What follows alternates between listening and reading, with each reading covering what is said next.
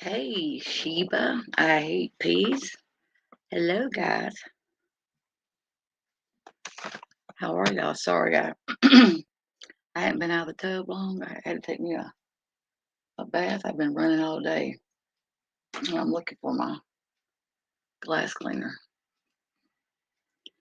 I've got to clean my studio tomorrow.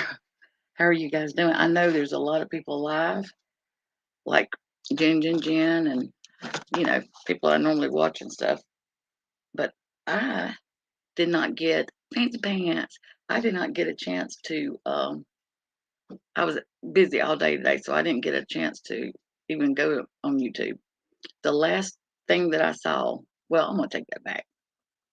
I did have a chance to go uh, on YouTube, but what I did instead was watch that freaking dude Jeremy from Subway. I had no idea, no idea. So I drove and met my niece today for coffee and a friend, and I listened to that popped up on my sling, and I saw it at my mother-in-law's this weekend. I said, I didn't know that, so I started watching it, and it was even more. I mean, crazy. Some weirdos you just never know in the world. Never know. Hey, Miss Ann, Lily E 420. Darn cat. Hey, Forgotten Whispers, how are you? Life Rewinded. Twin thing. You make my heart. Language of horses. Love that. Love that. But anyway, so I could have went um, live today, I guess, or listened to some YouTube. But I was watching that darn Jared, Missy Mo. Hey, hey. And I was like, between the Murdoch trial and then I was like looking for something else. And it's not that I'm not into the Lori Vallow. Hey, just a girl. It's not that I'm not into the Lord. I think it's crazy, that whole thing. But I don't know. I don't know why. It's weird how things catch, catch your attention and make you, uh, right. It is like, I didn't even know I had, maybe I did and I forgot. I don't know, but I had no idea. But it's crazy how, like, certain cases that catch your, your attention and you'll just be, because you know, like the Murdoch murders, and I'm still like entranced with that. There's still going to be a lot to come out about that. But this Lori Vallow, for some reason, the one I wanted to be watching was that little Gannon Stock, that freaking stepmom. But I don't think, hell, she's probably going to get insanity or not be able to. I don't know how that's going to go, but I want to watch that one. And I can't remember, there's a couple others, but for some reason, the Lori Vallow or Chad, whatever it's called, um, just hadn't like. I mean, I followed it in the beginning. Oh, that Collier lady. I don't know if they're going to have, how that's going to all play out. The one that burned up or whatever. Um, but that's intriguing to me because it's just like something's not right with it. And I have started. It popped up in my timeline. His name is Collier Landry. Anyway, I'm saying it with a twang. But his dad killed his mom, and his testimony actually sent her. It's called Mansfield Murders. I think he did a movie about it. And his dad was a doctor, and his testimony is what sent his dad to prison for killing his mother. That I started watching his podcast. It popped up, I guess, because of the Murdoch murders. And I've been like, whenever I have free time or whatever, I'll like binge watch and go to some of his older videos and stuff. Plus, he's freaking not, he's not bad on the eyes. Let's just say it. He is very handsome to me, so I don't mind looking at something pretty. You know what I mean? Something nice to look at. Yeah, it was in Mansfield. I don't know where Mansfield. I don't even know what state it's in. I think I don't even know. I don't know, guys. Don't get me to um, lying on a Wednesday. I don't know, but yeah, I there anyway. There's several cases, and I'd rather watch cases than watch this kind of stuff than I had the shit I've been like the last couple of days that's been going on. You know what I mean? Like, okay, so today I had a friend reach out to me and was like, well, I had a lot of people text me and reaching out to me, but I was just busy and couldn't get back to them. But when I started able to respond, one friend, the friend I talked to, was like, "Did you see what Sloppy said?" So the last I saw last night on the Mallory and hey, Lace with Lacey, long time no see, baby, Rebel Rose.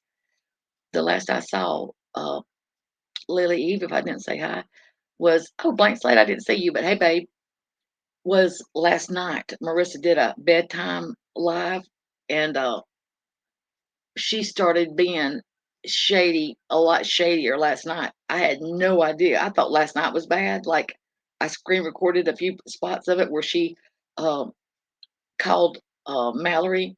Oh my, I want to see if I can play. I hadn't even thought about that. Her pay pigs, and somebody obviously went. And good to see you too, babe. And somebody, I was in between sleep and listening, but somebody must have typed in chat. So you're saying that I'm a pay pig since I like donate to Mallory, and she freaking crawfish like a bitch to try to get out of. And I mean, she did say that. I mean, absolutely, she did. So whenever she gets called out on it, you guys crawfishing like the biggest crawfish I've ever seen, trying to get out of that. Never did answer their question or on of it to whatnot. She was like bullshitting her way through that one. Uh, First of all, how I mean, I know I get it being mad. I completely understand being mad and losing your religion and saying things that you normally wouldn't say. But you have to know when you call people pay pigs and they're the same pay pigs bitch that's been paying you that pays Mallory, you got to know that people's going to take offense to it. What planet did that heifer think that was going to be freaking okay to say that? That just shows you she is not in control of her emotions at all. That bitch is so unhinged right now, you guys. When I watched, and I didn't even, she's PayPal. I put it behind a paywall, and I'm not about to join membership to be able to see it. So I said, well, some clip channels will do it, show it. So Nonsense was live earlier, and I went in there while I was cooking dinner and watched some of it. And that's when my blood started boiling. I was like, the shit she was saying. Look, you guys, the ones that know about me and Mallory. You know what I mean? But I don't care what my dealio is with somebody. I would never ever get on. First of all, I wouldn't say it to that person, just one on one, much less get on a public platform. Hey, Lanky Tor, I'm got I have my glasses on, guys, and I can't say hey, Flo. I'm just gonna spit some of this out before, and then I'll start reading chat. But she could not have thought what she said today, you guys. And look, the thing with me and Mallory, I was hurt. Whatever it is, what it is. If you know, you know. But I absolutely wish her no harm, or would ever say. I wouldn't even say this shit about Marissa that she has said about Mallory, whether it be true or not true. I would never get on a public platform and repeat the vile that has come out of that bitch's mouth today. You guys, I was so embarrassed for her. If anybody ever thinks of hiring that heifer for a damn life coach, I hope that these videos show up in damn the search engine or whatever, because and the people that follow her and that think that that shit's okay, it goes back to also, and I'm not just saying it because it was me, but the way she uh, supposedly about the pictures and all that, and talked that about the pictures and described them like she did to another woman, much less somebody that she's used to call friend, was as low as it goes. But this was hey, a good onion. But this was a whole nother low, guys. I mean, just another low. I'm not saying it was any worse than she's done in the past, but it was down there with the lowest of the lows. What she said. The see you next Tuesday word. I'm not gonna say. Look, I cuss like a sailor. You guys know it, but I can't get on this platform and say those words. I do not feel comfortable. It is takes me out of my. I couldn't imagine calling somebody that on a public platform. I mean, I may say it with my girlfriend if I'm really, really mad, or with my cousin, my family, or some. I don't even know. I don't even say that word, but I understand getting so mad because trust me, my ex-husband, one of the, maybe number 7 or 9. I'm kidding. Several of my ex-husbands have pushed me to the point of making me want to lose my religion and forget everything I was taught. You know what I mean? But I still would not go as low as those sloppy Molly. She has earned. Look, I think it's ironic. Mallory, when we were friends, dubbed Marissa Sloppy Molly, and I've never stopped calling her that since then. Uh, uh, I've never, because to me, and how ironic is it that she is earning that damn name? As far as I'm concerned, she is sloppy. She is messy, man. That girl, she is out of control. I don't know how her supporters, her families and friends could sit there and watch her do what she did to what I saw, the little bit I saw, sit there and watch her do and say what she did today without getting on the blow. I would be blowing her damn phone up. When we were friends and she did that to potty mouth mom, I was in the bathtub, not knowing, I was unbeknownst any of that stuff was happening. And I got text, and when I turned my tablet on in the tub and I heard her going off on potty mouth, I started blowing her phone up, texting her to get and she finally answered the phone call with me while she was on her live, but by then the damage was done. But I freaking said, "Get your ass down. What are you doing?" Okay, not publicly. I didn't go up on her panel. I did it on her phone behind the scene, trying to talk her off the freaking ledge because she was making an idiot of her damn self. That's what you do when you're a good friend. You know what I mean? You don't let your friends and your family, people you love and care about, or even if it's another woman, get up there and do that without saying, "Hey, hey, I'm not okay with that." Talking them down. That's what I would want any of you guys to do to me, because trust and believe, if I see one of you acting like that, I'm gonna freaking tell you about it. I'm gonna freaking say, "Hey, hey, hey, you're gonna regret this tomorrow. You're gonna regret that." Well, you know what? This is the jacked up part. That bitch is not going to regret it. She's not gonna regret it. It's who she is. Make no bones about it. That bitch's cheese slid off her cracker a long time ago. And honey, it has done Velveeta and went right in the ditch. That heifer ain't never gonna freaking get her cheese back on the cracker. Matter of fact, her cracker is falling apart. And if I was Adrian and I heard, oh my God, if my husband heard me talk like that, he would come and like not, away from the camera and like, give me the old sorry, I got pop-ups popping up here. He would give me the old cut your neck off crap, like, hold on guys. Let me put my darn glasses on so I can see. No, I don't want to renew now. If I did, dude, I would already be renewed. Yeah, my husband would be like this on the edge of the door frame. You know what I mean? If he heard me talking like that. And I don't know if Walter Stuart Little was there or not, but her son was there, I think, and he was hearing her talk like that, man. She was gritting two or three. I'm gonna tell you, Michelle, Dre McCray, um, Mallory has has made that heifer and makeup monster has made that heifer lose her shit. She gets triggered. She is not cut out for this. I'm gonna tell you, sloppy, like you've told so many others. You're not cut out for this, dear. You're not cut out for this.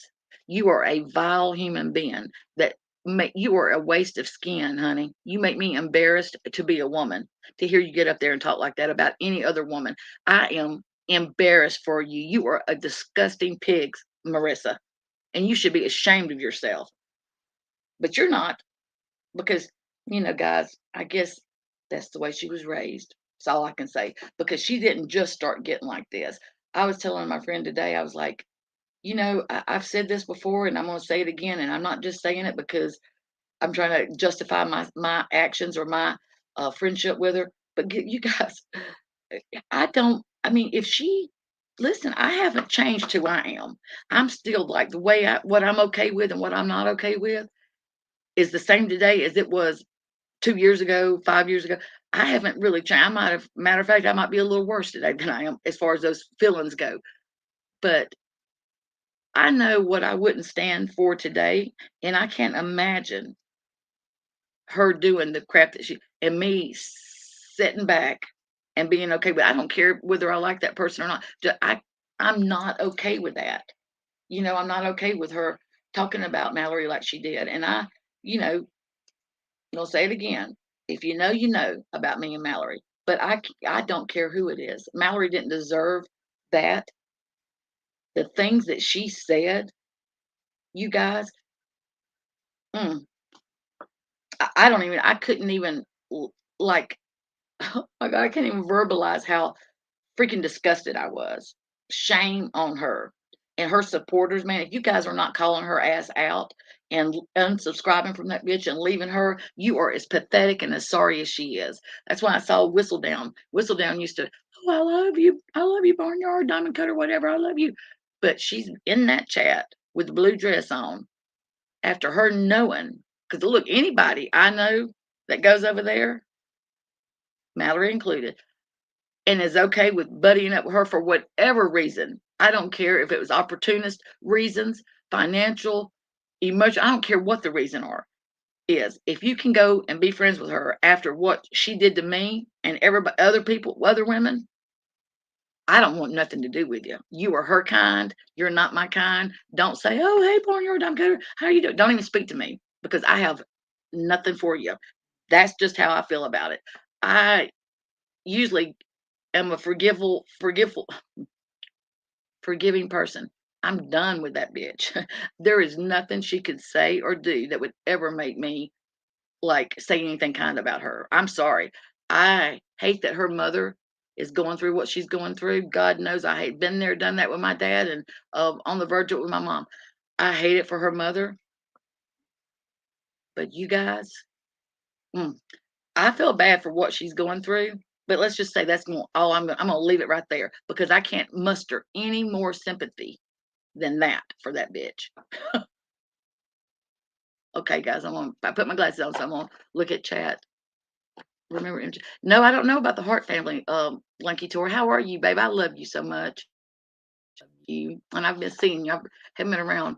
I mean, you guys, seriously, I don't, I don't subscribe to that crap. I don't have people around me that act like that in my real life. I sure are not going to tolerate it on these streets. You know what I mean? If I rented a room in Airbnb and her, oh, hello, girl, good on you. You ain't lying. You ain't lying. Well, and I think, and I've missed a lot the last 2 or 3 weeks, but I've like got bits and pieces. I know she had 3 young ladies staying there, and I don't know if Stuart Little and Jacob is back staying there or not. I don't know. I've missed a lot, but what I have caught, and I've heard the girls in the background, while she's been live. I help me make it make sense how she can sit up there, refer to herself as a life coach. I will link it to her as a life coach and act like she did today. I don't know. I don't know. And then she was saying, I heard her at one point on, and I'm not going to play it today because I've got another friend of mine that wants to go live and she wants to vent about this. So we're probably going to do it tomorrow so that she can't do it tonight. But I heard her say at one point on Nonsense, the short time I was listening, that, oh, where was I? I jotted it down. Oh, she told Mallory that she wasn't, that Mallory was like imagining all that. Let me tell you guys, no, she wasn't. No, she wasn't. Now, I want to say this, having knowing Mallory like I do, and I know her, I feel like in a little more personal way. You know what I mean? Behind the scenes, because we were friends and we had conversations that will never leave my mouth. But knowing her the way that I know her, um, she absolutely felt the things that she said, and she didn't make a rash decision when she made that video. She thought long and hard about it. She didn't. It wasn't a spur. She just like flew off and did it without thinking. No, Mallory put thought into it. She assessed the situation. She sat back. She let it brew. She let it settle before she made her decision. I know her enough to say that I know that about her, and I know that she knew what she was saying and she felt 100% confident that she wasn't imagining those feelings. Okay. So, and look, it to me, it was crystal clear that she wasn't imagining those feelings. If she even had a doubt, today proved that she wasn't because Marissa didn't spit that bile out of her freaking wretched mouth today just because her feelings got hurt yesterday, because her little feelers got hurt. No, that bitch has been thinking and feeling like that for the get go. They were using each other. I knew Mallory was. She's an opportunist. I knew that. Um, so and I knew Sloppy Molly was because she uses everybody. Look, even I think she's even proved that even her son is exempt from her vile tongue. Her conniving, oh, she is so freaking vile, you guys. She should be ashamed of herself. She should be ashamed of herself. And she's like, everybody in town knows me. I bet they do, bitch. Let me tell you. I bet they do. That old Harper Valley PTA.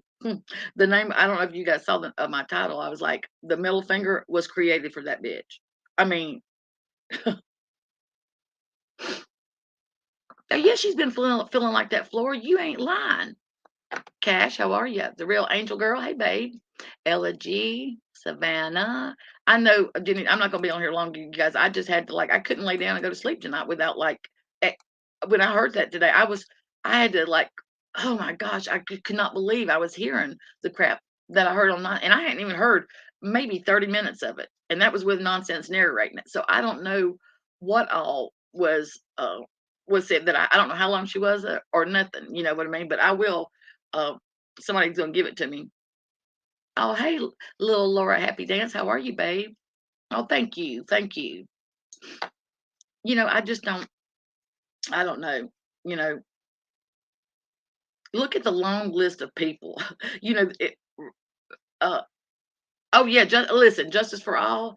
Well, and then I heard Molly last night say that Justin's the one that called. Okay, so he's in Mallory's chat, blowing smoke up her ass yesterday. I love you. And Mallory's like, I love you, Justin, super chatting her. And then Marissa says last night that she was laying down trying to rest. And yeah, nonsense is a troublemaker. And she was laying in bed trying to rest. And Justice, Booty Boy for all, Justice Daddy, called her up and said, are you freaking believing this shit? Are you watching Mallory? Yeah, yeah. So Justice, a Booty Boy, was the one that got her. Well, she would have found out eventually anyway. I'm not saying that, but the fact that he was in Mallory's chat, acting like he was friends with her and being nice to her, and then Marissa throwing him. And listen, you guys, don't think that Marissa, when she said that last night about Justice Daddy, don't think that it just slipped off her tongue. That bitch was calculated and she intended on throwing that out there. She wanted Mallory to know that Justice was a dirty little dog. She wanted to rub that in Mallory's face. Make no mistake about it. She is very, very calculated. So when she threw Justin under the bus, as she has so many times before, she was smiling as she put that son bitch in reverse and backed up over him. You can trust and believe that. And she called him out not long ago for his freaking hair plugs. I didn't know he had hair plugs. Don't care really. I just know that he has got stock in CoverGirl, and they should have him as like the you know advertisement for either L'Oreal or CoverGirl or something. But I just know I didn't know he wore freaking hair plugs. But she called it. There is no low for her, you guys. Yeah. She says, I can't remember. It was a couple weeks ago. It was he was on her panel and she was being, feeling herself. Yeah. And she said something about somebody giving him a run for his hair plugs, or it was very derogatory what she said. And I don't have nothing for Justice Daddy, you guys. Nothing. I'm about like I feel about him like I do about Sloppy Molly. I don't have nothing for him, but I felt embarrassed for him and I felt bad for him because I have empathy.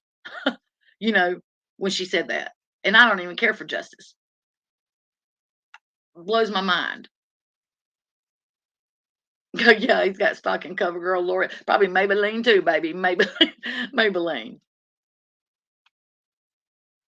No, they probably, the good and onion, they probably have so much shit on each other. It ain't even funny if you want to know the truth about it. Oh yeah. Oh yeah. She called him out for his hair plugs. Oh yeah. And I may have been screen recording it. I don't know. My phone's about full for space. I don't know. I don't even know if I got last night where she did you guys hear her refer to people that have donated to Mallory as pay pigs? Did you guys hear that? And then my friend today told me that she denied it. I guess in that the one that nonsense was playing, I guess she denied it. No, bitch, I think I got it screen recorded. She did. She did say it. I don't care what she's if you get that mad, you guys, and well, listen, I can't say that because I have gotten that mad to where I probably have said some things that I don't remember. But I don't say stuff like that. Like about pay. I would never call somebody a name like that, even if I thought it to be true. You know what I mean? What good is it going to do me? That's all that's going to do is take me down to her level or to their. If I really think that about, you know what I mean?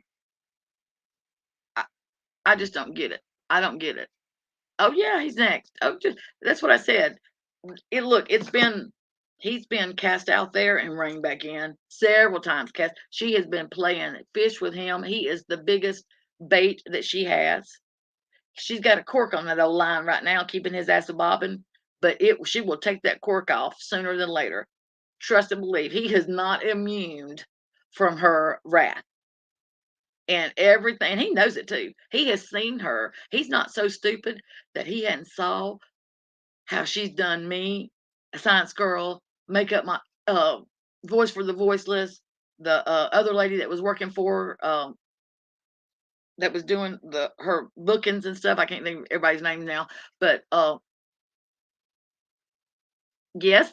Well, okay, so Cash, there was somebody that Jilly Bean was in I don't know. I saw it on Nonsense. I think somebody was talking about Jilly Bean today. Oh, listen, Jilly Bean come up all of my comments when I did my first video about Marissa and her when she was talking about my sex tapes and all that shit, my bush. Um, Jilly Bean comes in my comments and Robin, yes, Robin, good on you, and so many more. I mean, that's just I don't even know a lot of them because they were after my time. But Mary O was the first one that I saw that I really like knew and had invested in. And okay, Lanky Tor, love you. Be happy and well, and I can't wait to see you around. I know, Cash. I know. I'm glad you said that because it made me think about a Jilly Bean. So Jilly Bean, uh, yeah, she comes under my video, the first video that I did talking about it, and said that Marissa showed her the videos and that I was lying. I don't remember what she was saying, but she was basically taking up infamous truth teller. Hello. Well, thank you for subscribing. I appreciate it. Oh, all right, right on. I know that Jenny Gingin's live tonight, and I really, I'm not gonna be on here long, but she's on. She goes live a long time, and I know I listened to just a few minutes of hers, and I think she was talking about the whole bombshell stuff. And look, I don't have no dog in that race tonight. My dog is with Sloppy Molly. But Bush matters. That's right. Long live the Bush, baby. Long live the Bush. But yeah, so Jilly Bean come in, and so Diane, when Diane had her channel, Diane's channel, I think was the name. She actually gave me a platform, because at the time I didn't even. I mean, I had a little over 1,000 subscribers, so she gave me a platform for me to talk about it, and she didn't agree with it. A lot of people didn't agree and wasn't okay with what she did, whether you like me or not. It was vile, you know what I mean? So, and I had so much support, and I will never ever be able to thank you guys. Rambling around, babe, love you. Be able to thank you guys for the support and all that. It humbled me even more than I was already humbled. But so Jilly Bean comes in my chat and she's just being a little snitch, a little bitch. And me and her went back and forth, and she wouldn't just leave it there. She wouldn't leave it there. She'd come into my next video and went under other videos. So anyway, when I was up on Diane's panel, she now Diane didn't know any of this, but she comes in to chat while we both were live. And Diane addressed her. I wasn't really watching chat, but when I heard Diane say something about Jilly Bean, I was like, "Oh yeah, let me tell you about Jilly Bean." So I screenshot her comments that she had left under my video. They were still there, admitting that Marissa showed her the video, the pictures, and all this shit. And she denies it. Anyway, she's one that needs to lick the spoon, front, back, and on both sides because she stirs the pot. And after I got so upset, hey Kristen, I was told that what we say in the South, that she's a little light in the head. Uh, I'm being as nice as I can be. I didn't know that. I did not know that. And if it's true, I feel bad for maybe going so hard on her because I went pretty hard. I went pretty hard on. I mean, she was denying saying what she said to start with, and I had it in black and white where she said it.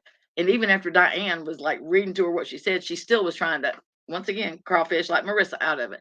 So I probably, went pretty hard at her and was pretty harsh. But if I'd known that she was a little light, I wouldn't have done that. And I didn't know it. It wasn't obvious to me, in comments, reading comments. But since then, I have seen her on Sloppy Molly's panel. And I still couldn't tell if that was the case or not. But if it's true, I do, I wouldn't do that. I just wouldn't do that. But I also look at it like this: you get as good as you give, and if she's able to write that shit, she needs to be able to back it up. Don't put something down that you can't stand behind. If you can't stand in your own shit, then you got a problem. Standing in it is what makes us grow and be better people. Hopefully, you learn from that it stinks and you don't want to be in it, and you don't make those same mistakes again. You know, or at least those same ones. Oh yeah, Dre McCray probably is her biggest nemesis for real. Like I've seen Makeup Monster really. I've seen a lot of people trigger, but not like Dre McCray. She is vested. She's invested in that, and there's a reason why she's vested in that. You guys, it's not just because uh Dre McCray is who she is. Because I don't watch her. I don't know anything about the girl, but I don't have to know anything about her to know that Sloppy Molly, once again, is out in left field and is crossing the line so much. So much. I don't even have to know the girl. She's another human being that does not deserve that. So that's where I'm coming from. Ugh, me too. I think Dre has handled it with um, Coof. Huh, really, really. And I don't know anything about her. Yes, yes. I don't think she's ever even said, "Oh, Sloppy Molly's name," has she? I've never heard her say. Of course, I don't watch her, but I the only um the only time I've ever seen her is when Marissa's been playing her on her channel. That's really the only time I've ever seen her, and I've never seen her say her name. Say my name, say my name. But yeah, you can bet that Marissa has felt like that and has been felt like that for a long time about Mallory. And well, I knew she did. Whenever they fell out the first time, um, it was because and look, Mallory was being Mallory. She was joking at her when she went to the laundries the first time because she lives in Florida, and she said she was making fun of her out there yelling to Roberta. She's like, I live in Florida. These houses are cinder block and rebarb. She wasn't hearing. Yes, you can clip me, girl. Absolutely. Um, the only person I've ever struck has been Sloppy Molly for using my picture on a video, and I made her take it down. But that's it. Or I don't even know if it was called striking. But I don't know. I did something, but to get into YouTube and tell them make her take that shit down. But Mallory was just poking fun about, girl, you was wasting your breath out there hollering because I promise you that Roberta and them wasn't hearing you. They got cinder block, houses down here are made out of cinder blocks and rebarb. So just that kind of stuff. And I wasn't, I was listening. I was a mod. Marissa was a mod. I was painting. So I wasn't watching chat. I was just listening. And, I'm listening to Mallory do her deal. And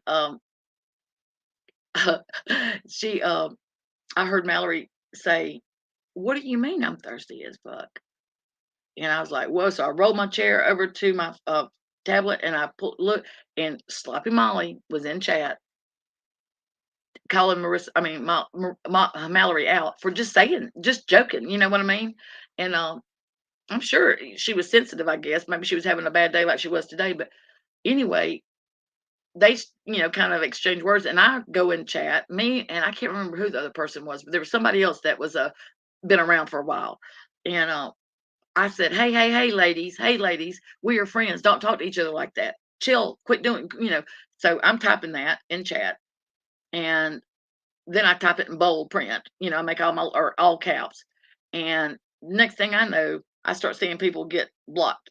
Marissa is blocking everybody, anybody, and everybody. She couldn't block me because I had a wrench, and people are telling Mallory in chat. And Mallory was sitting away from this particular day. She was sitting away from whatever device she was on to go live.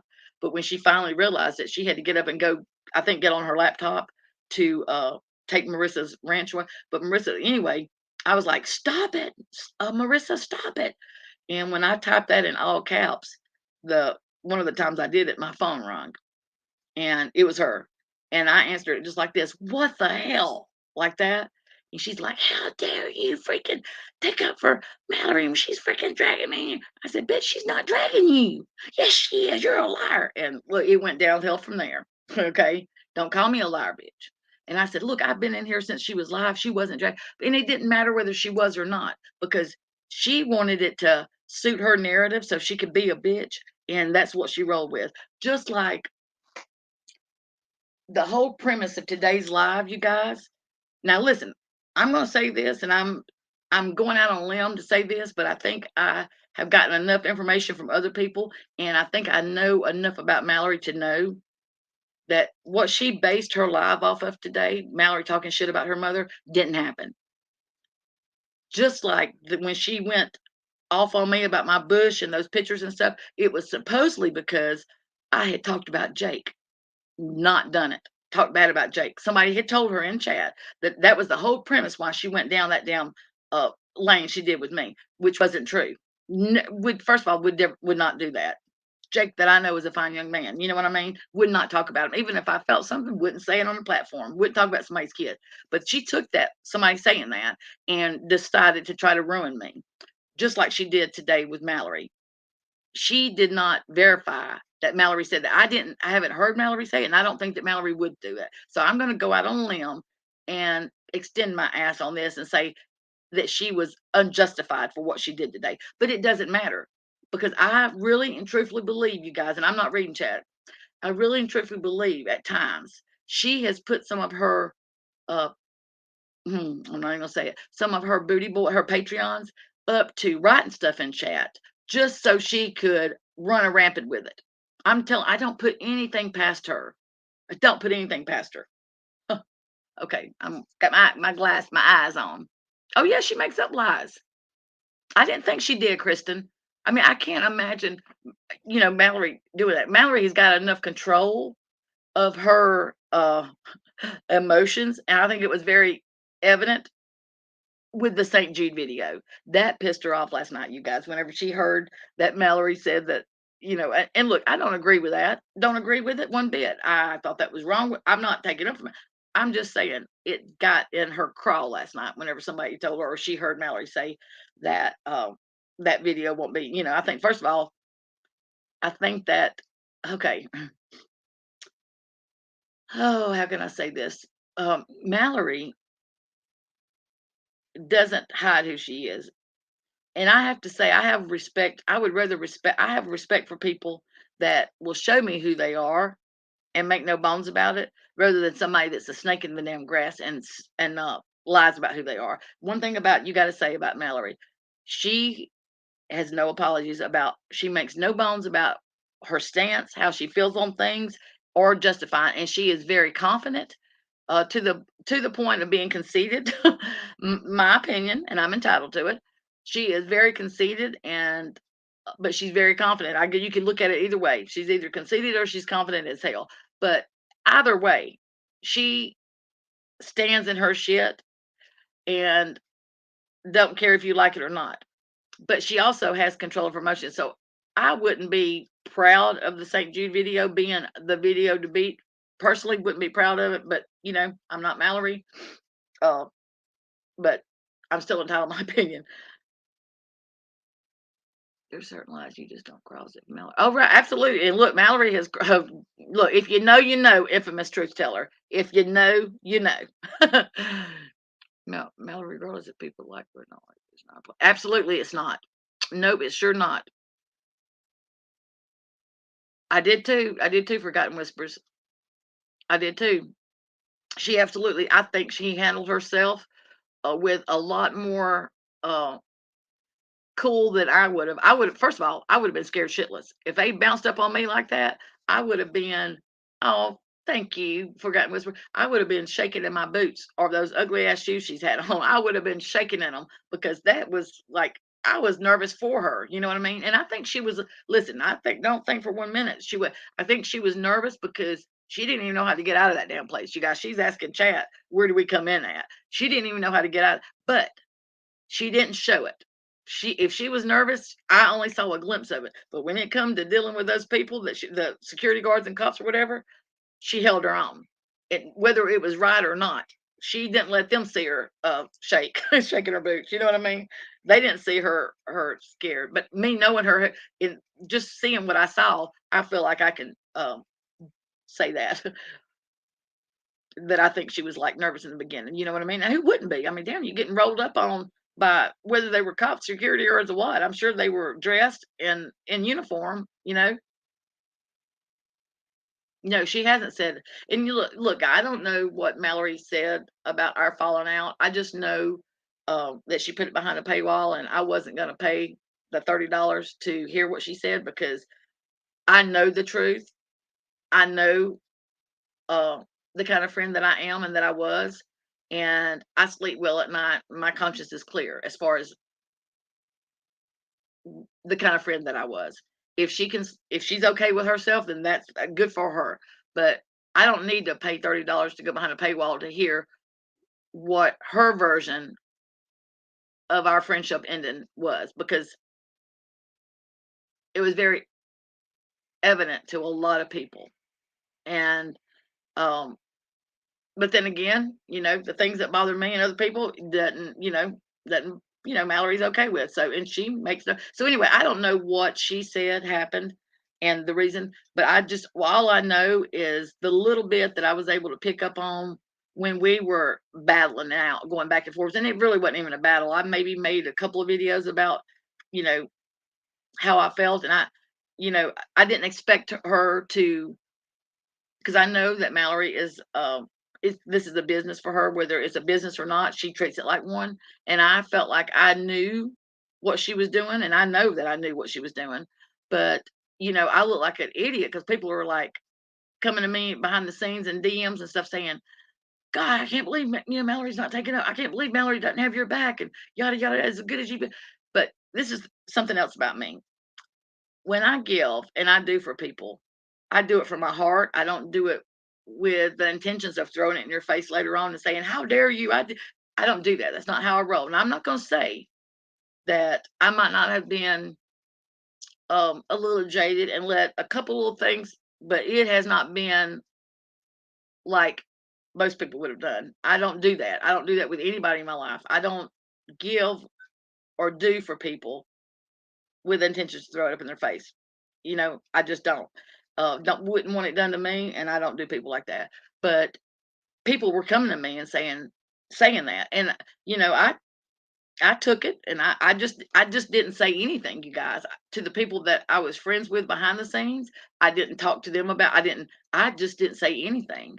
And the longer it went with me not saying anything, I was starting to look. First of all, people already thought I was a damned idiot for even ever befriending Sloppy Molly. You know what I mean? So I'm already trying to live that freaking term of my life down. I thought finally one day I was like, so what really like did it for me was I never expected Mallory to go live and to take a stand for me because I knew that that would affect her and Marissa's friendship or business deal or whatever they had going on. I knew enough about Mallory to know that. So I was okay with taking it on the chin, you guys, and letting her do her deal and make her business and make her money or whatever. I was okay with it because I didn't need her to defend me. But what hurt me to the core was when she was doing live after live, patting Sloppy Molly and Daddy Justice on the back and well done, good job.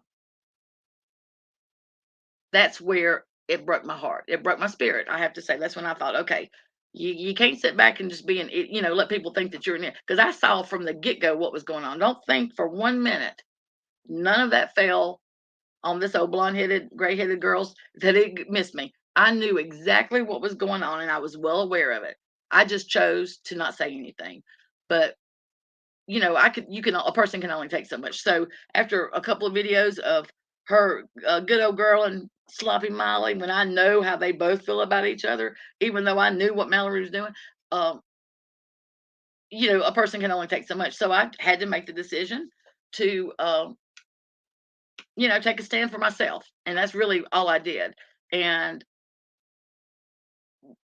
so the little bit I picked up from Mallory's lives that we were doing back and forth, there was a couple at that time, was, and she had asked me prior to any of this happening, whenever Sloppy Molly started being nice to her again. Marissa thought I was coming back in the fold. Never was, never, never, never. I went into her live one day to correct something that she was saying. and she had blocked me, so I had to super chat her to even be able to get my voice out there. And whenever I super chat her, she's like, "Adrian, Barnyard's back." No, bitch, don't get it twisted. I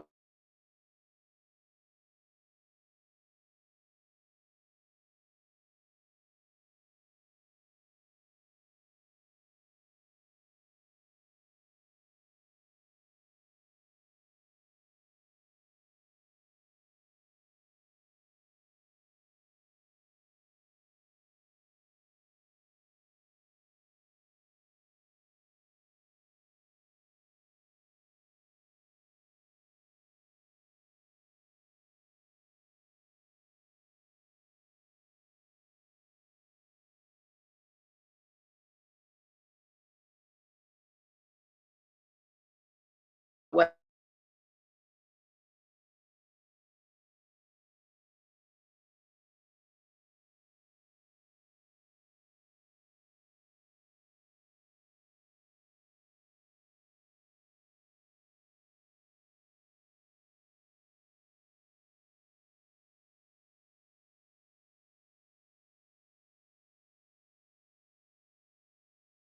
string. Okay, well, back.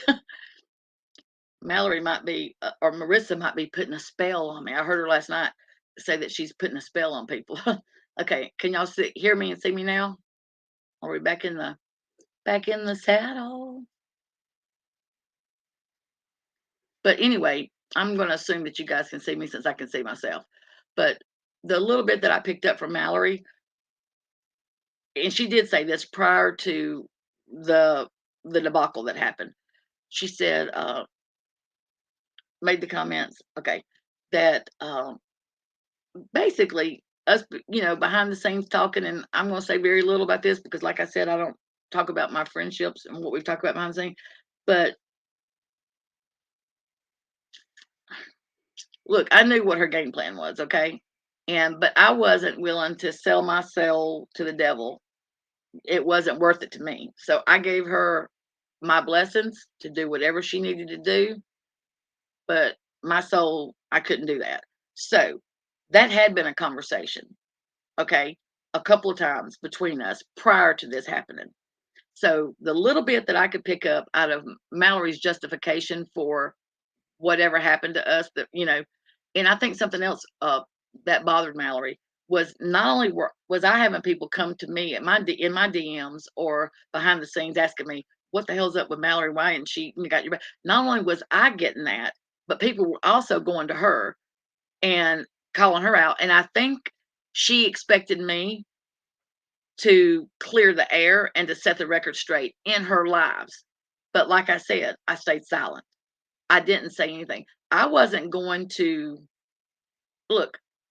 I wasn't going to put what I felt out there, but at the same time, I damn sure wasn't going to take it on the chin just for. I mean, you know what I mean. I wasn't going to put everybody's because even though I didn't expect it and I didn't need it, it would have been nice. Let me just say that it would have been nice because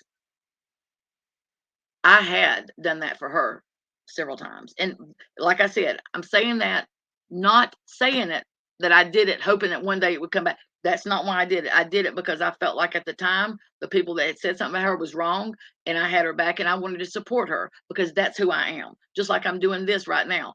You know what I mean? And we're not even friends. Right is right and wrong is wrong, guys. And that's getting emotional.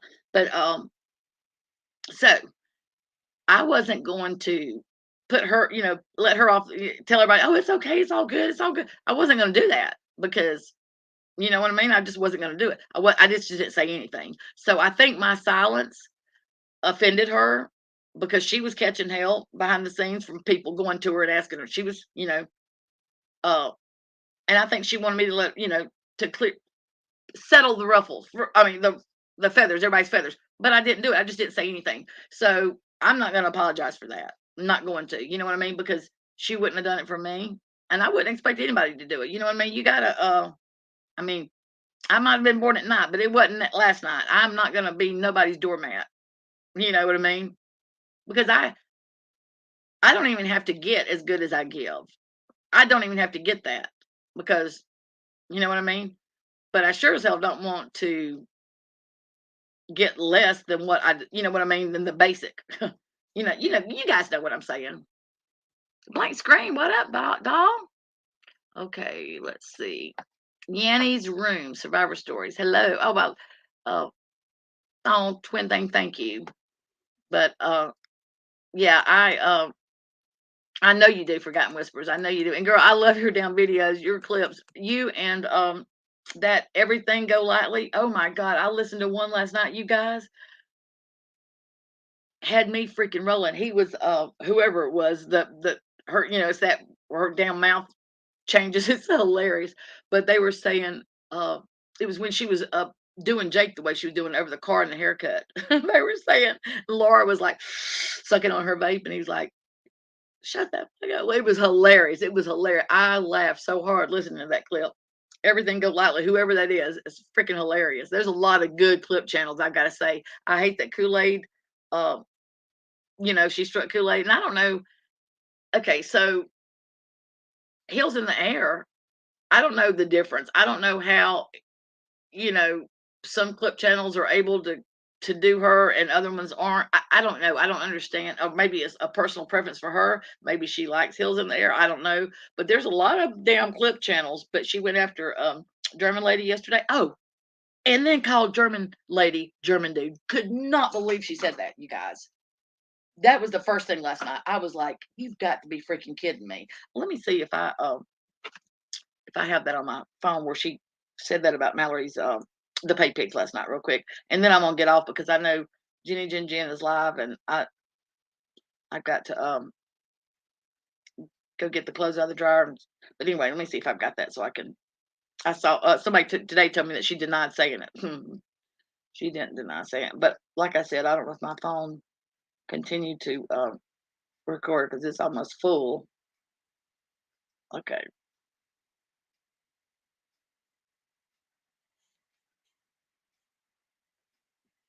this might not be it. Crap. Let's see.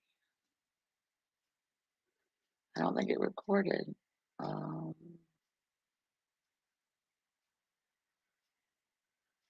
Darn it. I'll have to look and see my. Oh, let's see. Oh, I'm in the wrong place.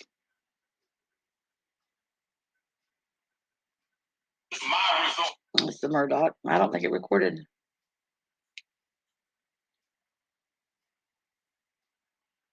Let's see.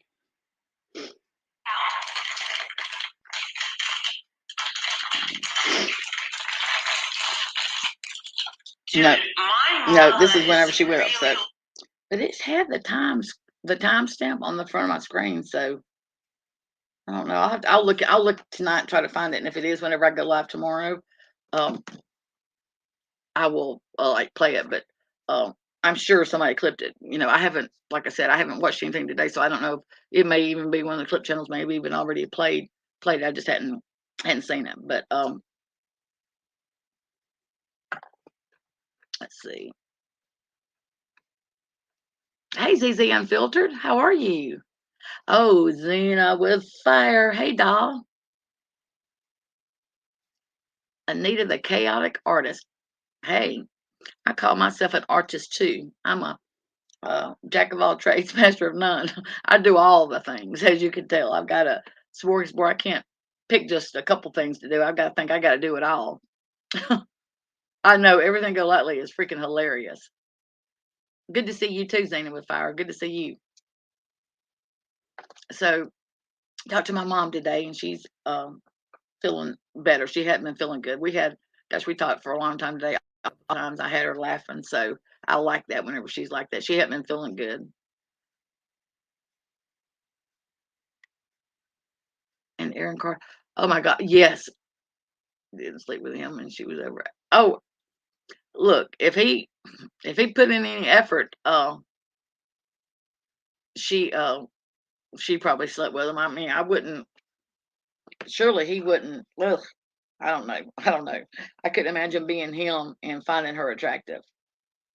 I'm just saying. I mean, I don't know. But then again, a lot of men, like my mama said, Don't take nothing but a crack. Oh,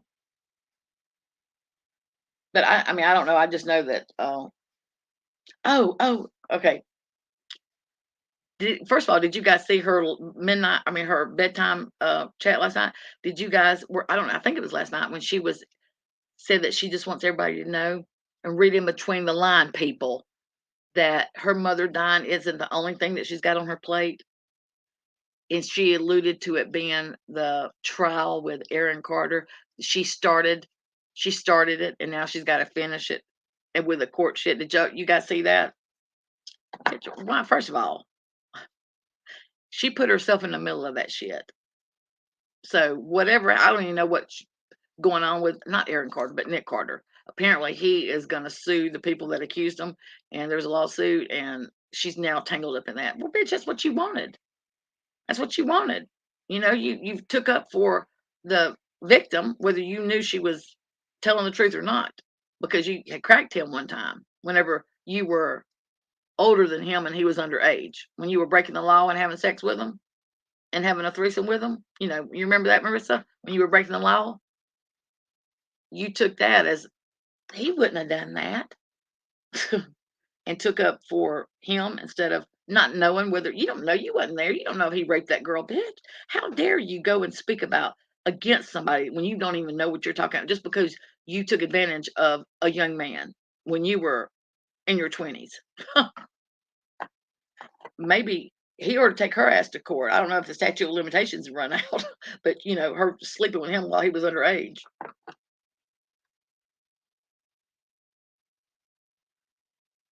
Oh yeah, that's her purpose. Absolutely, Xena with fire.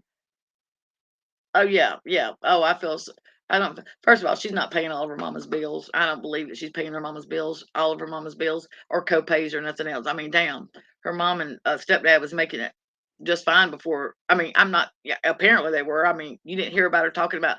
Look, all that. Hey, Love Shack Sarah. All that shit was uh just because he was willing with her doesn't mean that's exactly right. That's exactly right. Uh, but just because she's just because I don't even remember what I was saying. I don't remember what I was saying. I smoked a left-handed cigarette earlier, and I normally don't go live when that because I'm live up my hair color, my dingling. But I was so pissed listening to nonsense. I oof, my little baby cat. I know. Let me let y'all see him. He don't like his picture. He don't like being on camera. It's my little baby. Oh, hush. He only wants to give me love when it's convenient for him. He's like Marissa. He when it's only when it's convenient for him. Does he want to like get in my lap and give me love? He's stingy with his loves. Yes, you're right, girl. You're right. Yeah, the older brother. And uh, I mean, I don't know. She is Marissa's mother and stepfather received. Yeah, yeah, they did. Yeah, a big settlement. And guys, her wanting to cry and say, my mother, how dare Mallory when all this is going on, bitch. Get out of here and smoke a damn cigar. You ain't get out of here. You ain't worried about that. That is if that was how you really felt. Yeah, Erin passed. If that was really how she really felt, you guys, her butt would have be doing a lot more different. She'd be up there more, and don't just chunk a credit card or money at an issue. You go up there and you know because I'm sure her mother would much rather have her up there. I'm getting my lap turd. I'm sure her mother would much rather have her up there than uh, her chunking money, chunking a credit card at the issue. And look, I get some people don't nonsense made a really good point yesterday. I get that some people don't deal with that kind of stuff. I understand that. My brother doesn't. When my dad was passing away with cancer and had a hospice, my brother, it was hard. I get it. It was hard on me too. I trust and believe it was. I'm a daddy girl. It was hard on me, and but I get it. But and you can't tell somebody how to, how to react or how to act and something like that. But I just know this: the way she belly aches and cries uh, about using her mom as an excuse, you would think that she would have her butt there a lot more and do more than what she's doing. I mean, her sister from Florida sees her mother, I believe, more than she does, and she's 2 hours away. So,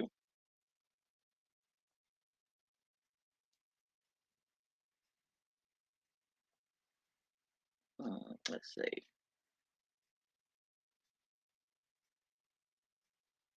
I don't know where Marissa falls in the line of uh, being born, like if she's the, but I think hopefully they gave up after they had her. I'm sure, hopefully she was the last and that they gave up because if they didn't give up, then shame on them.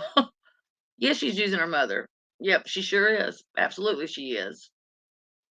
Yep. And wanting that money. She even made Blue Sue, hello.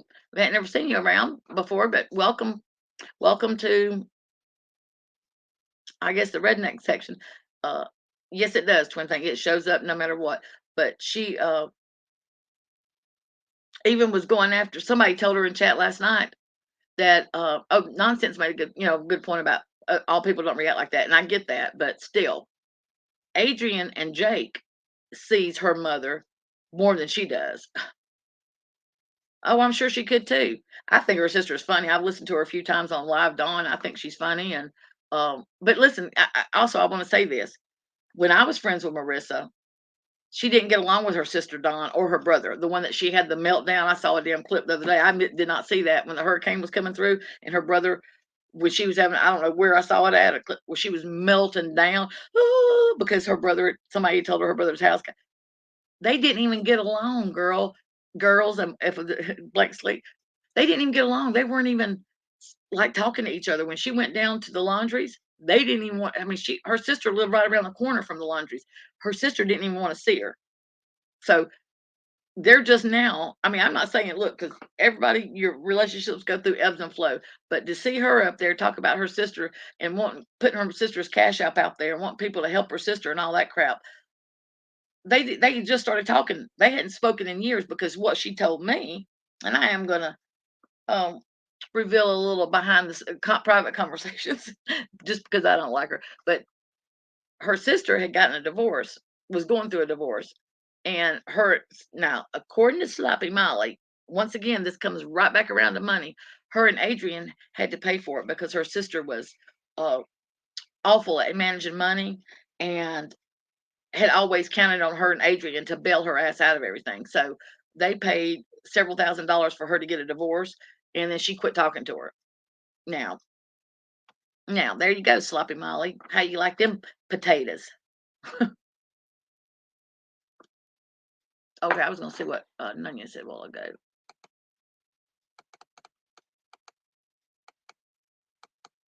Yeah, you're right, Emma, the truth teller. Yep. Okay, let me see if I can see it. Okay, she said tonight that people don't understand that she can't go see her mom. She said if she went there, all her mom does is sleep right now. So what? Go and watch your exactly. Listen, my dad, I didn't know what to expect. My dad, like he was on hospice. He had prostate cancer and didn't go to the doctor for a long time to where it was they were doing the experimental, like anyway, it was just he just was done. You know what I mean? He just wanted to go on hospice. He told him not to do the feeding tube or anything like that. So we were, from a small town. So the his head nurse was actually my sister-in-law's sister. So we had some family connection there. And so my dad was on hospice for so long that it was only good for like 6 months. So after 6 months, we had to re-up them again, for hospice again because I don't know how it is other places, but here at that time it only ran for like 6 months at a time.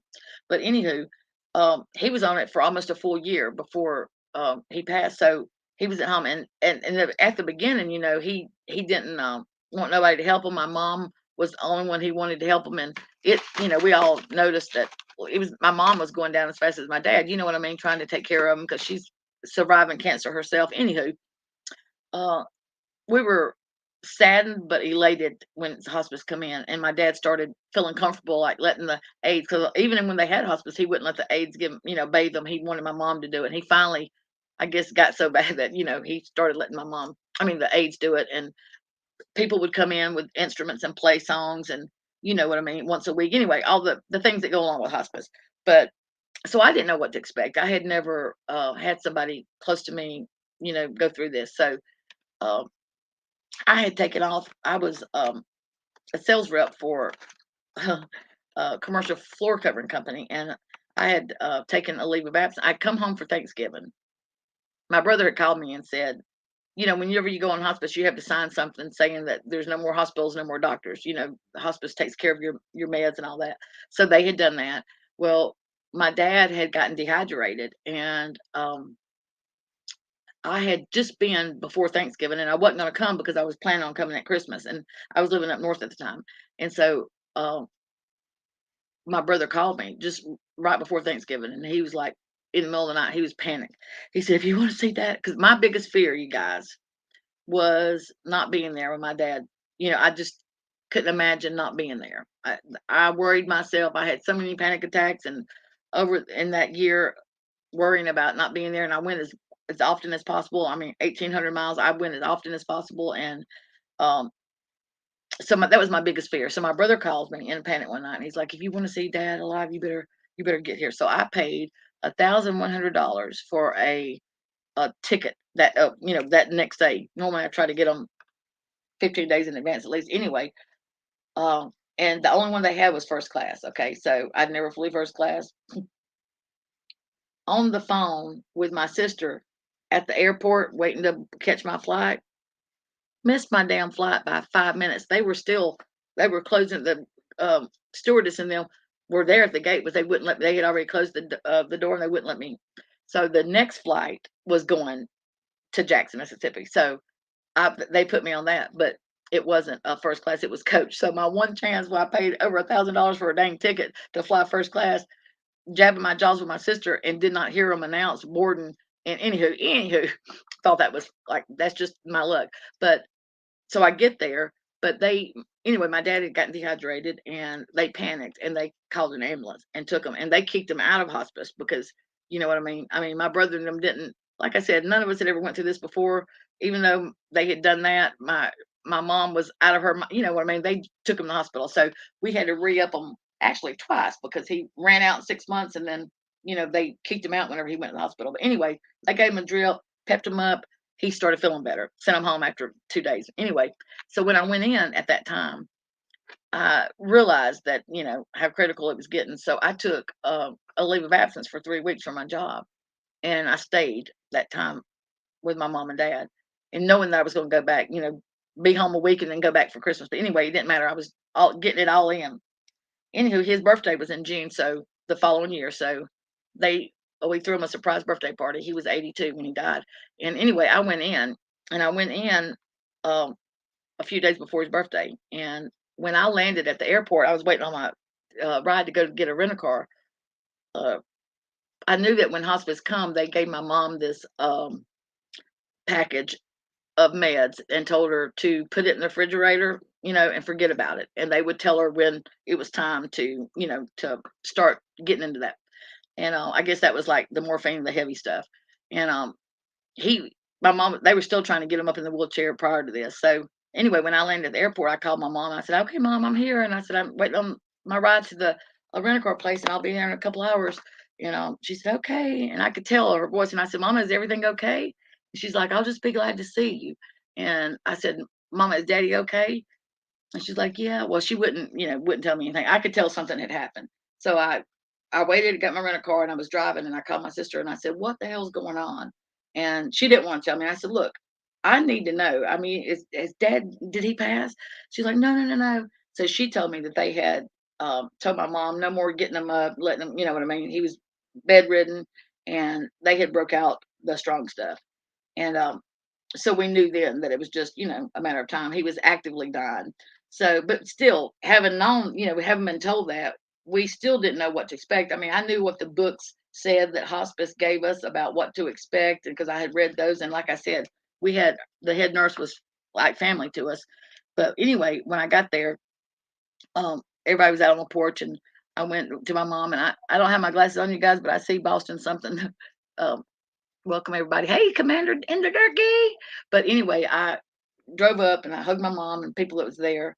And Daddy was in the house by himself. And I went in, and I thought he was asleep. I sat on the edge of the bed, and I started rubbing his hand, and he opened his eyes, and It took him a minute to adjust, and he said, "Sugar, what are you doing here?" And I said, "I come to surprise you, Daddy, for your birthday." So we talked. Anyway, we, he would go to sleep. Like anyway, that went on for a couple of days, and then one day, my niece, he was in a hospital bed. My niece and her sister was laying, both my nieces, I guess, was laying in the bed that was in there. And when I went in, they were crying, and I said, What's going on?" And they said, "Well, Papa hadn't woke up in however many hours, and he's not gonna wake up." And I freaked out. I called Pam, the nurse, and I remember I was like freaking. I was like, "Is this how it's gonna happen? Is this how it's gonna happen?" I mean, I didn't know what to expect, because I wasn't ready for him to not wake up again. I knew that was, but I didn't know how it worked. And so Pam's like, "Just calm down, calm down. He'll wake up again. I don't know when, but he'll probably have a couple more times." And that gave me relief to know that, I mean, you never get enough time to say goodbye. You know what I mean? But he hung on, you guys. My daddy, even though he was ready to go 6 months prior to that, he said, "I'm ready to go home, sugar. I'm ready to go home." I mean, he even asked us to help him. You know what I mean? He was hurting so bad prior to this. And so he was ready to go. But it's funny how God kind of, and I don't know what you guys believe in, but I believe in the good Lord. Heaven, created heaven and earth, and I'm washed in his blood. But it's an awesome thing how God takes care of things like that. Like my dad knew he was dying, but when he was actively dying, he seemed to not be aware of that, and he was oblivious to that. And he, you know what I mean? And it's things work out the way they're supposed to. You know what I mean? God takes care of that. But anyway, I was laying in the hospital bed. I was, watching my dad. I was a daddy's girl, and I was laying in the bed with him. I was when he was sleeping. When I slept at night, I was laying the bed, the cot, as much as I could. And one of the nurses, wasn't the it was one of the CNAs had come, and she had pulled my sister off to the side and told my sister that. And look, we were like a couple of my sisters, and I'm not being ugly when I say this, but a couple of my sisters didn't have the luxury of missing a whole lot more work, and we'd all been there for about 6 days with this happening. Him waking up, sleeping for a long time, waking up, and it was inevitable what was going to happen. You guys, we knew what the end result was going to be, and so they were like saying, "I don't know if we're going to be able to stay because I've got to," I mean, it was what it was. They worked for the county and the sheriff's department. They just, their jobs didn't allow. So anyway, it kind of like, put a weird thing, but the CNA told my sister, she said, "Every time I've been up here," she said, "your younger sister has, been laying with your dad and like really close to him." And she said, "That may be why he hasn't passed, because they feel, he feels that." So, maybe tell her that, not to lay with him. Maybe he will, pass, because that's what, just waiting on his heart to tell his mind. So I won't ever forget, like when my sister told me that, you guys. And now my dad wasn't their dad. Me and my brother, that was our dad, but my dad raised them. Their dad never. My mom had 4 girls when she married my dad, and my dad raised them. Their dad, I didn't even know his name or anything because he never come around or nothing. And so he was like their dad. But my sister, when she had to tell me that, they had to medicate her. She had a full. I mean, because she knew how I felt. You know what I mean?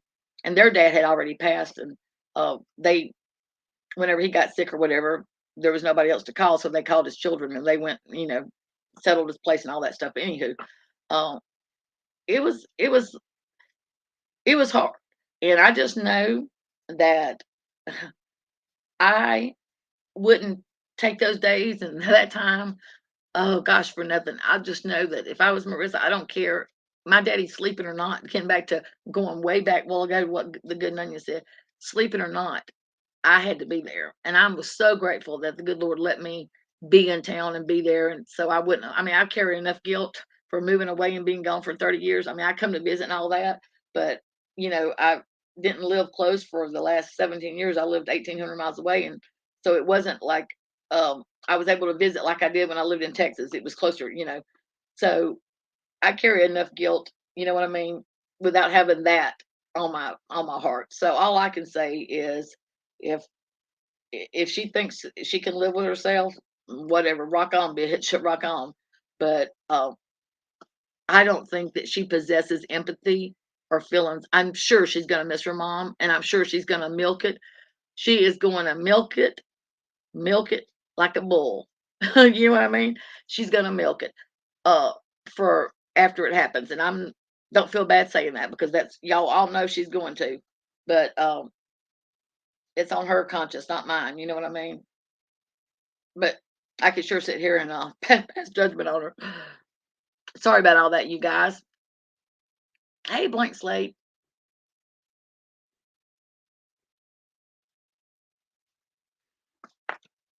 Oh gosh, I've been on for okay, a little over an hour. We told our mom it was okay to go. Well, she sighed and passed, and with her kids, grandkids, and I know you guys. Let me tell you. Uh, so my dad was on oxygen, and he hadn't. He'd been like I said, bedridden. They had. I mean, his organs had done shit. It had several days. Oh, you're so welcome, Commander in Turkey. It's taken me. Uh, it took me several years to be able to get. It's been like over 12 years, and it's still. You know what I mean? But it. Took me a long time to be able to like do it and not, you know, break down and cry and lose my shit every time. But I forgot what I was going to tell you guys now. But that happens. Yeah, I don't think she has any connections. You know what I mean? Hugs to you too, doll. Oh, Levin, like, thank you, babe. Oh, proof's in the pudding. How are you? Oh, yeah, yeah, that's what I was going to tell you.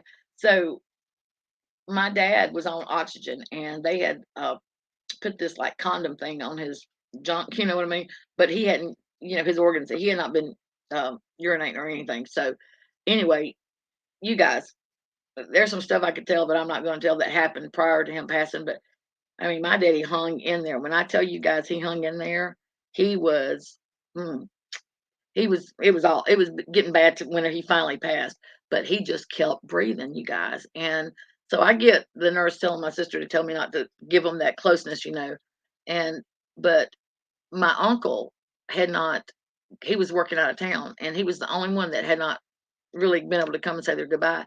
And there was, I don't know how you guys do it where you live, but in the South, our house was full. I mean, there was, it was, we all knew what was coming. Everybody knew what was coming, and my daddy was a good man and loved by a lot of people. So there was lots of our house was full. People bringing food and cooking, clean, doing anything they could. And plus, there's six of us kids and our spouses, and then their kids, and the house was full. It was a buzz all the time. So, the bedroom that my dad was in with the hospital bed. Um, my uncle was able to come, and that was the last one that had not told him goodbye. And we had all said told him it's okay to go, daddy, and all that stuff several times. But I had I was like talking to somebody that I hadn't seen in a long time that had come by, and I walked by the bedroom and I saw my two older sisters and my uncle in there, and they were kind of like whispering. And when I walked by, one of them walked to shut my sisters walked to shut the door, and I kind of like went in on. I said, "What are y'all doing?" And they had also told us, the hospice had told us not to say anything in the room with him that we didn't want him to hear. You know what I mean? Not to say anything because the hearing they say is the last thing to go. I'm just telling you guys what we were told. So whatever they were saying, they were whispering. But I didn't know that they had been turning the oxygen down on my dad because it was one of those big machines that was out in the hall and the hose was ran. So they had been turning it down for 24 hours. They had been turning it down more and more and more. And then when my uncle got there, and he was the last one that didn't had wanted to say goodbye to my dad. Uh, so when I barged in, when my sister was trying to shut the door, and I said, "What's going on?" She whispered in my ear, and she said, "Look, JoJo," that's what they call me, JoJo. She said, you know, it's time. We're turning the oxygen down." She whispered all this in my ear, and I said, "Okay." And you guys, I don't know uh, where I got the strength or the why I did what I did, but I walked over and I hugged my uncle because I hadn't got to speak to him or see him yet. And I leaned down and I kissed my dad on his forehead and told him that I loved him. And I took the oxygen off his nose and pulled it up over his head. And by the time I stood up straight and my sisters, was, putting their arms around him, he took his last breath that quick. It was so crazy. Like and we had shut the door and locked it. And my mom, it was so crazy, you guys, how things are. But the minute my dad stopped breathing, my mom was at that door. It was like she was there knocking on the door, wanting us to let her in. She didn't know, you know what I mean? And we still haven't told her. I mean, I just know that I don't know. It's just crazy how that little bit, I don't know if it was that little bit of oxygen that was keeping his, I mean, because he was, keeping him breathing. And look, guys, when I say he was deteriorating body wise, this had been a state of breakdown. It was getting, it was getting bad. And I don't know, it was God and my uncle was there and it was just time for it to go. I don't know if me taking the oxygen off. I don't know. You know what I mean? We'll never know. But I just know that it was beautiful. We had cracked the window because they said in that book, to crack the window and let the angels come in. And it had been raining. I mean, it had been sunshine. But when we cracked the window, and I'm not kidding you, just a few minutes after my dad died, took his last breath, it started raining, just sprinkling lightly. It was just a beautiful, beautiful thing.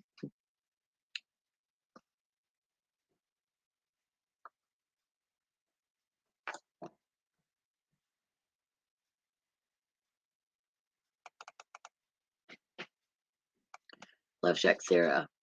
Thank you, Zena with Fire. There are days when it feels like a punch in the gut. Yep. 21 years. Wow.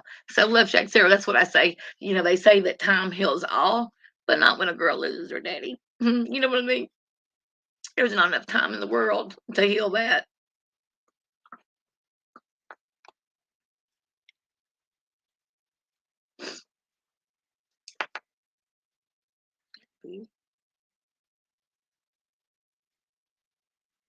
Yeah, it's crazy how like when like see like dragonflies are our things, you know what I mean? So many dragonflies up at my mom's and you know what I mean? So dragonflies is our thing, which never my dad never really that I can remember, he was all about, the good Lord giving you bugs to feed this and he was all about the good Lord this and the good Lord that. But yeah, dragonflies are our thing. And my mom was always so like she wore the pants, she washed them and she wore them. My daddy was yes, mama, yes, you know what I mean. He always yes, dear. He always had the last final words in an argument, yes, dear. But he just loved my mom. I mean, he just worshipped the ground. Men don't love women the way my daddy loved my mom these days. I'm just telling you, it is a lost trait. Men just don't. That my husband loves me pretty darn close, but not. I'm just saying the way my daddy loved my mom. He loved her, called her mama, and just loved her to death. You know, but she was always like the strong one. And growing up, I used to get so mad because she would like fuss at my daddy. And it would like I was like, Mama, don't be, don't fuss at daddy. She's like, Daddy, and I'm the same freaking way, you guys. You bitch about girl, God, I am the same way. I catch myself being just like her. But anyway, I it surprised me that she, I expected her to be uh, you know, almost relieved because she'd been dealing with this day in, day out for over a year and it, took a toll on her. So for her to be uh me to see the emotional side, I never really saw my mom cry that much. She was always pretty stoic and, you know, gonna tear her ass, you're gonna tear your ass up. Look, she was the kind, she was, um, and I guess she had to be, you know what I mean? My sister's dad, how they were, but in the South, people have animals and, you don't take them to the vet unless, you go to the feed store and get wormer and stuff, but you don't go to the vet, or we didn't anyway. We had animals, we took care of them, but, if they got bit by a snake, we gave them bacon grease or lard or whatever, old time remedies. We didn't take them to the vet like now, like I do my cat or whatever. But times was hard. They had 7 kids they were taking care of. But anyway, um, so what was I going to tell you? Oh, so anyway, growing up, if we had dogs, or if somebody would put a dog out at the end of our road, and they would have puppies or whatever. I mean, this is going to sound cruel, but my mom was like, she'd get a, a croaker sack or tater sack or whatever, and put not wanting any more animals. We can't feed anymore. Put them in a sack, I mean, I don't know if she would kill him, but my sister told me, and she would go like throw them in the. I'm just saying, my mom took. She was the one that rings the chicken whenever we would have chicken, kill chickens. My mom would wring their necks, chop, hit, wring their necks, and pluck them. My mom was the one to do that. Uh, my dad was like tender-hearted. You know what I mean? He just couldn't. He couldn't do that. You know what I mean? Like when we went fishing, my mom would usually bait my dad's hook when we go to our pond because my dad just was a kind. You know what I mean? I'm not saying my mom wasn't, but she was just harder. You know what I mean? So when she showed emotion and, uh, after my dad died, it really it made me feel so much closer to her because she and I, growing up, I was a daddy's girl. My brother was a mama's boy, and me and my mom butted heads. I loved her, always loved her, but we butted heads. But after my dad, and when I saw that side of her, it just like completely made me see my mom in a whole different light. Like I saw her as, having feelings, and it just like really completely changed. I'm so grateful that we have the relationship. And I give her hell, you guys. Growing up, my family, I was the crazy one. You know what I mean? I'm sure you guys can tell. But everybody would say, we don't know, knowing my dad and my mom was so stoic, and my dad was just the sweetest, kindest little man. People would say, they would call me Mel Tillis, because I used to stutter. They, joke about me not being my mom and dad's. And so now my mom is so like freaking cool. Like I tease her and give her hell, and I'm off color with my stuff, but my mom rolls with the punches, and we have had so much fun at her expense, but it's not like she didn't, you know what I mean? She plays along. She says she does it just to shut me up. She knows that if she goes along with me, I'll shut up and leave her alone. So anyway, I tell her all the time. I said, and people always wondered, Mom, where the craziness come from. And hell, it was you the whole damn time. You just had it hid. Oh, I know she's so sweet. I'm so glad she's feeling better too. Mother's not responsible for her bills. She needs to see. Oh yeah, for sure. Medicare, and I mean, they probably make too much. Maybe I don't know for her to have Medicaid as like my mother. Um, as long as she doesn't have so much money in her checking account, she was eligible for. She when she got had Medicaid after my dad passed away, she was eligible for because she started drawing his Social Security, I think. Anyway, she went down to one income, and she was in the bracket to where she could get Medicaid as extra help.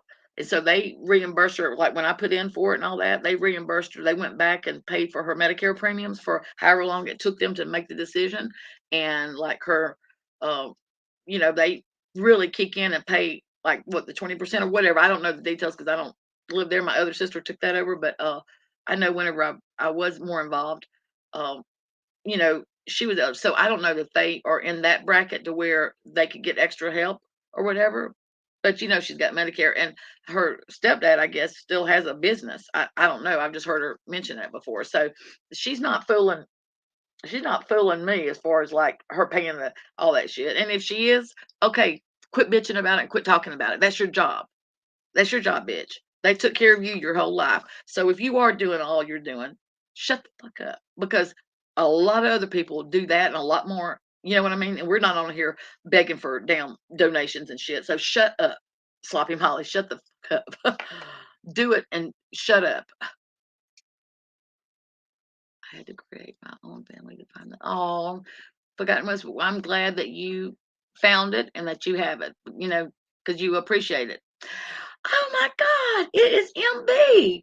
Mwah. Hello, doll. I'm so glad to see you. I'm so glad to see you. I hope your family is doing good.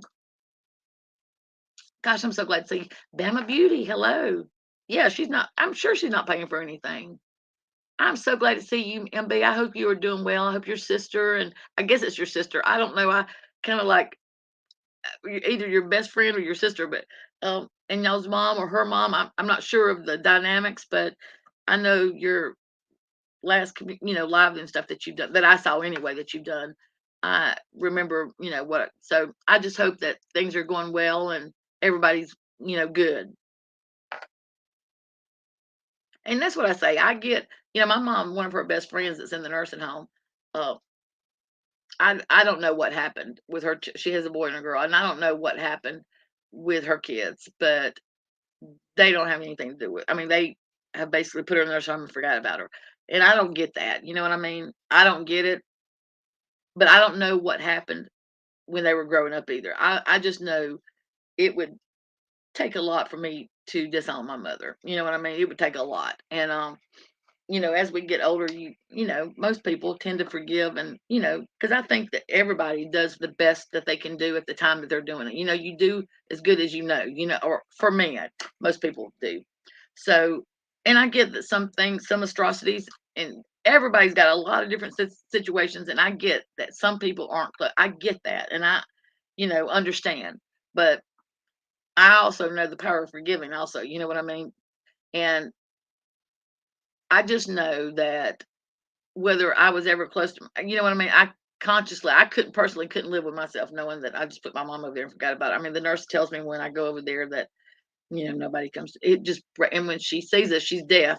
And, she, you know, her face just like, I mean, it just breaks my heart. It really breaks my heart. So my mom and I take her over. I try to do whatever I can, to fill that void or whatever. But, and my mom says, she feels so bad for her, and my mom gets mad. She says, it just makes me so mad that Pam and Leslie can do her like that. And, and I said, Mama, I know, but, we don't know what happened in their life to make we don't know what happened. So I'm not going to sit here and hate on them because, even though I don't think it's right, you don't know uh, what has happened. I know that their dad, um, it was told that the daughter killed him. He got shot and killed by either her, the woman, or the daughter because he was sexually molesting the daughter, and she shot and killed him. And she was young. So anyway, what we were told our whole life. Now I've recently been told that it was actually the wife that killed him, but the daughter took the blame because she knew that she could get.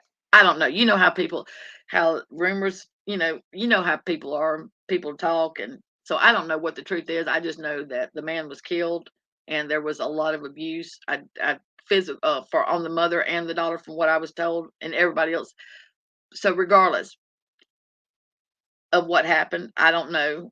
I was a kid at that time, so but something happened to where there's hard feelings, and they've done for her here and there, but it's so bad that the daughter and her have a damn restraining order against. I mean, it got so bad for a while. So I don't know, don't care. I just know that I am trying to do right by her as far as my mom's friend, and her. She looked at me as a daughter, and when I go in, I try to do what's right, and that's all I can do. That's for them to live with, and but anyway, what I was getting at is, if you are lucky enough to have your parents or whoever you love and call your parents or whatever, man, let them know you love them, and because we're not promised tomorrow. And I just know that, whew, that's heavy. It's heavy to live with stuff like that. You know what I mean?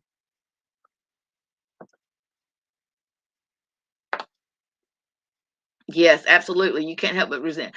And look, I took care of my mother-in-law all for 6 years with early stage dementia. Oh, girl, I bet. I'm grateful for the experience of the same cause pain. Yeah, I believe. Well, I watched this guy, you guys. I watched several of them on YouTube about dementia. The one guy, his mom passed away. I can't think of. He was really, really popular. He started video, and what captured me was when she didn't remember him, and he went out to the car. I'm sure you guys have watched him, um, and he broke down because she couldn't remember his name, and it was he knew it was coming, but it just like broke my heart whenever he video documenting all this. And gosh, his mom was so sweet and fun. But now I'm watching one guy now. I think they live in California. I think I'm not sure, but his wife is Danielle, and the dad's name, he was a doctor, a podiatrist, Dr. Salinger, I think is his name. And his son's name is Dan. He's got a brother named Mark, and the dad goes back and forth, but his dad's got short-term dementia. And it's on TikTok and the shorts a lot, but I love watching him. And, I think whenever Dan is talking, because it's a daily thing that they have to tell him, put him calm him down because he wakes up and he doesn't understand why he doesn't have a car. Yeah, maybe so, maybe so. I love them too, the good Nunya. But Dan is so like good with him. You know what I mean? Like, because I have to say, I don't know how he continually has to repeat that without, you know what I mean, kind of losing his. But he does so good because I don't know that I could do it without. And maybe he does lose patience, but Man, you just can't help it. Like, thumbs up, dude. Dan, you were doing an awesome job. I don't never seen I've seen Mark a little bit, but I didn't know the Good Onion. Did you know his wife goes? Danielle's got a channel, and that the only times I've ever seen her is she's on her treadmill, and I think she goes live once a week, and she's really got a very funny and dry sense. She's really got a sense of humor on her that is a little different. She reminds me of Tater Salad a little bit. Ron White, her personality and the way she jokes and stuff like that. It's not just, kind of a dry, like you got to wonder, is she joking or is she being for real? It makes you question sometimes. But her name is Danielle, and Danielle Salinger, I think, is her screen name. Yes, they split the time. That's so inspiring to watch. It gives me um, hope. My grandfather, my mom's dad, he had dementia, or Alzheimer's. I don't know which was he had, but it was one of those that. Uh, and my mom, like and look, I'm not saying my mom's got it because as far as we know, she doesn't. She is like, don't take anything she says and take it to the bank, because that woman will take something I say and my sister and put them together and tell a whole nother story. She has come up with some doozies, but we just don't. We take it at face value, but. Uh, and we haven't had her tested because she pretty well can, remember, I guess, for the most part. But uh, so we haven't had her checked. But shit, I forgot what I was gonna say again. Anyway, thank you guys for bearing with me and listen. Let me tell that story a while ago about my dad. I didn't mean to get off on that, but I appreciate you guys listening.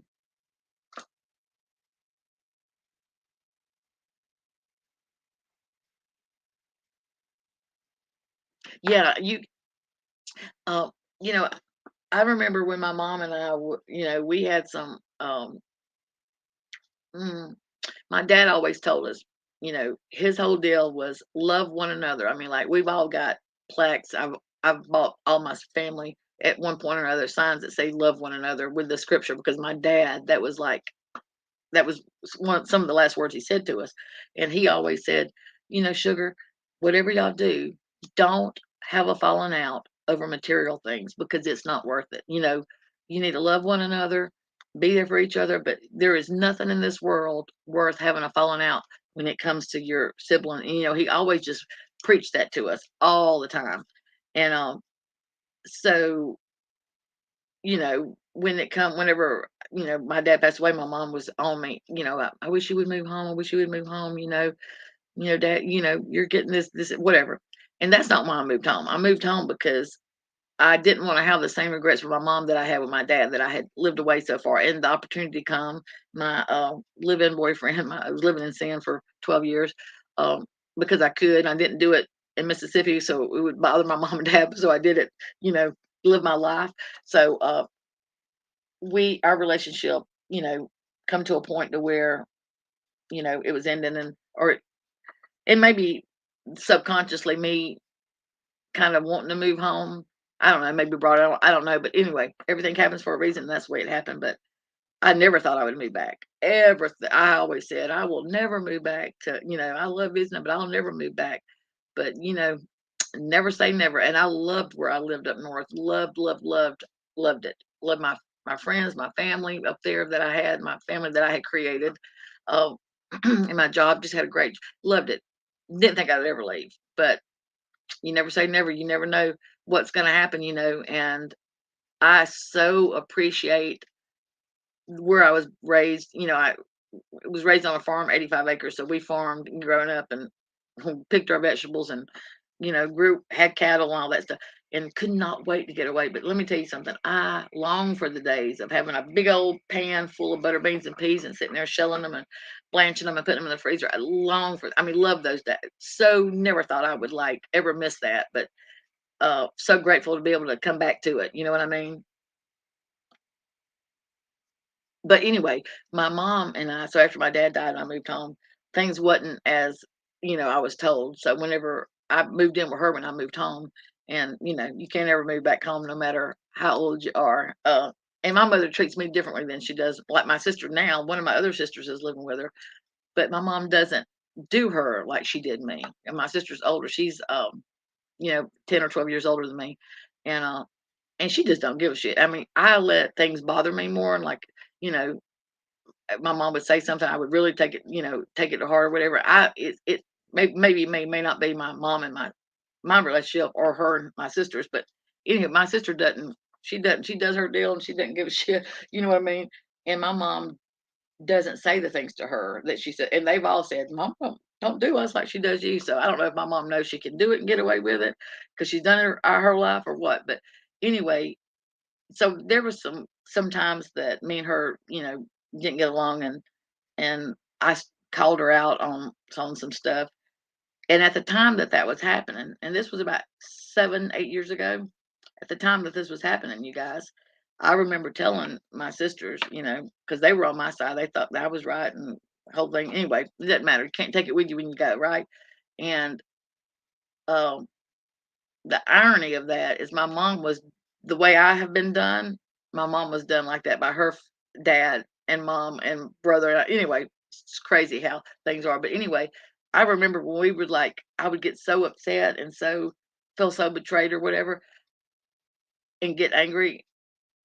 And I mean, I never was really, really ugly. I just told my mom, that's not right. That's not true. That's not what you're saying, mom, is not the way my dad, because she tried to blame it on my dad. Well, your dad decided, no, no, don't play that shit with me. Don't bring my daddy into this. You know what I mean? But at the time, these hard conversations was happening, and I was holding my own. My husband would say, "You know what? Let it go." And I was so gonna stand. I was gonna be, I was gonna be right, and she was gonna, by God, at least admit that she's wrong. I was so hell bent on being right that I said several times that, you know, because they would say, look, it's not gonna matter, whenever. And I said, I'm not gonna feel bad because what I'm doing, I'm not gonna feel bad. I love mom, and I'm gonna hate it when she goes, but I'm not gonna feel bad about these times.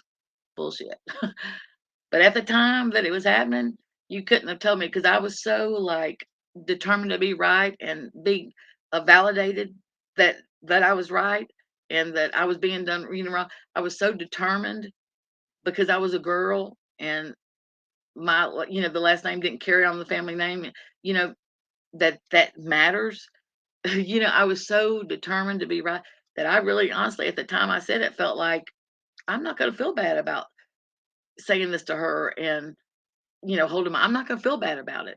But, even though it wasn't, maybe 8 months or whatever that this went on, uh, even now she's still here doing well. I still look back on those days and I don't know, you know what I mean?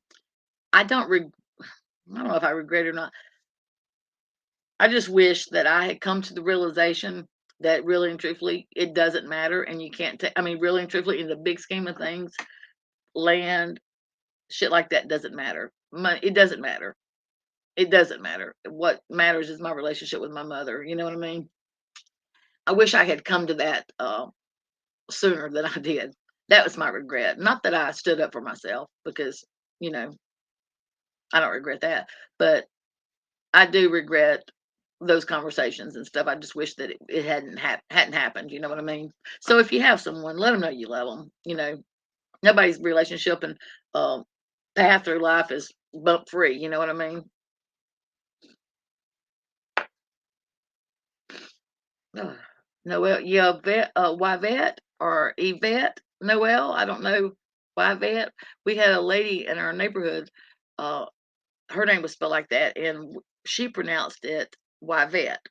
Now, we're from the South, so people tend to uh, say how it reads, whether it's the right way or not. So, yes, I am. Yes, I am. I'm very blessed and grateful. You know what I mean?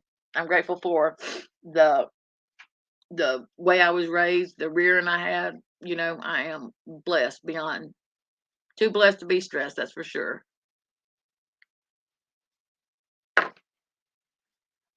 All right, you guys, I guess I've been on here long enough. My husband told me whenever he gets up at 3, we get up at 3 every morning, he goes to work. So he goes to bed at 5:36, just depends. So he always wants me to lay down with him. Says he can't fall asleep until I lay down with him. And sometimes guys, I don't get up till like 9 or 10, so it's hard for me to and I'll go in there and listen to YouTube or watch something. But tell me when I said, I'm fixing to take a, I was cleaning the kitchen up. I said, I'm fixing to get in the shower. And I said, then I'm going to go live. And he said, okay. So he texted me and said, will you bring me an orange? So I peeled him an orange and took it in there. And I said, he said, you ain't got in the shower? I said, no. And he said, you're not coming to bed, are you? And I said, yes. I said, after I go live. And he said, you're not coming to bed. So I'm gonna surprise him and go in there and slither in beside him before he'll be asleep. But anyway, he'll know that I'm there eventually when he wakes up, go to the bathroom. Surprise him because he says, no, I'll just see you at 3 o'clock when the alarm goes off. He used to call me and Kay Smalls, and we would be up when I was friends with Marissa and stuff, because she would call, text 2 or 3 in the morning. He used to call us the night